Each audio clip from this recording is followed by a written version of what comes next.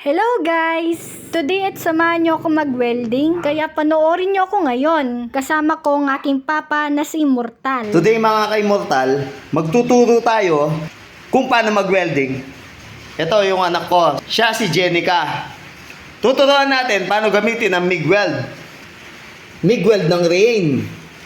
Alam mo, kahit babae ka, kayang-kaya mo mag-welding. Believe me.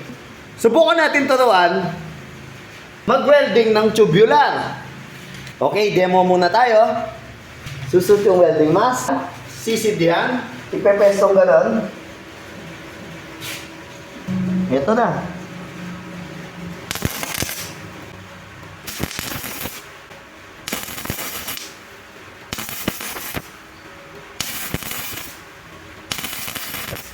Nakita mo?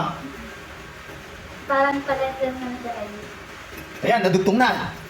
Ngayon,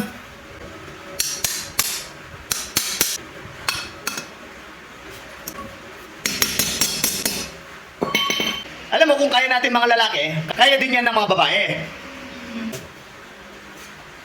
Okay?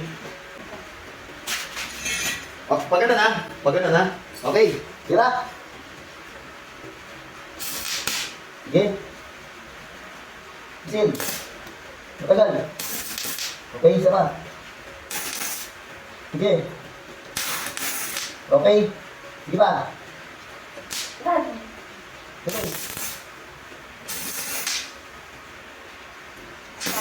Okay. Tama na. Tingnan natin kung easy to use talaga ang welding machine ng Rian. Bilisin natin.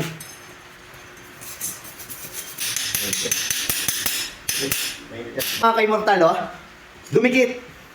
Ibig sabihin, kung kaya namin mga lalaki, kaya din ng mga babae. Ayan, oh.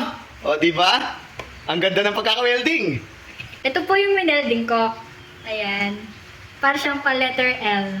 Okay. O, di ba? Napakadaling gamitin. Try po natin pagtugtugin ito.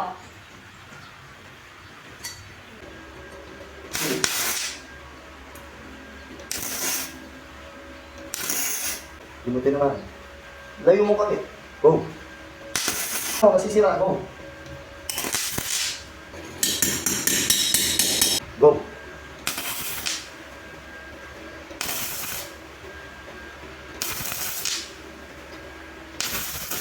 Tama na.